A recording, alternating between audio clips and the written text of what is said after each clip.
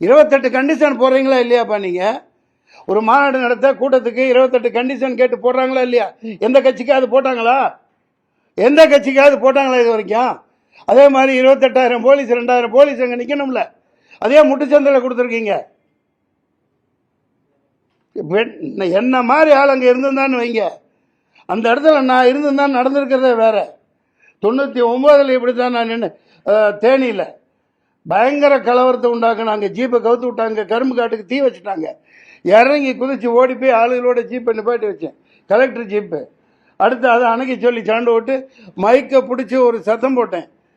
நடக்கிறது வேற. அன்னை போலீஸ் எங்கேருந்து வந்தானு என்னன்னு தெரியல, கட்டுக்குள்ளே கொண்டாந்தாங்க. கொஞ்சம் தவறு இருந்தால் அந்த விஜயத்தை ஆணையம் போட்டு குழிக்குள்ள வேலி மூடி சமாப்தம் ஜனகனை பாடியிருப்பாங்க. இது அரசியலா? கேவலமா இல்லை?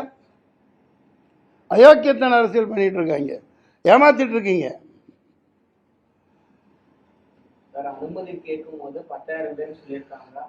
என்ன நீ கொச்ச பச்சை குழந்தைத்தனமா 10,000 பேர் அப்படித்தான் சொல்லுவாங்க. 20,000 பேர் சொன்னா உங்களுக்கு பர்மிஷன் கிடையாதுன்றான்.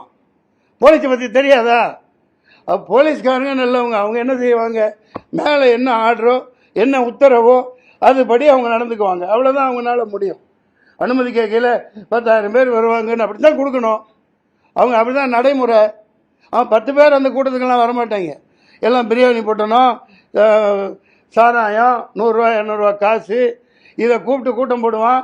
அவனுக்கு பொட்டல் வெளியில் நல்லா 10 கிலோமீட்டரில் இடம் கொடுப்பீங்க. அதான் 4 லட்சம் பேர் கூடுறான்னு தெரியுது இல்லையா? அப்புறம் ஏன் முட்டுச்சந்துக்குள்ளே அனுப்புறீங்க? பயங்கரமாக பள்ளம் தோண்டி வச்சுட்டு 500 குண்டர்களுக்கு மேலே பயங்கரமான ரவுடிகளை எத்தனை கத்தி குத்து பண்ணான்னு தெரியல.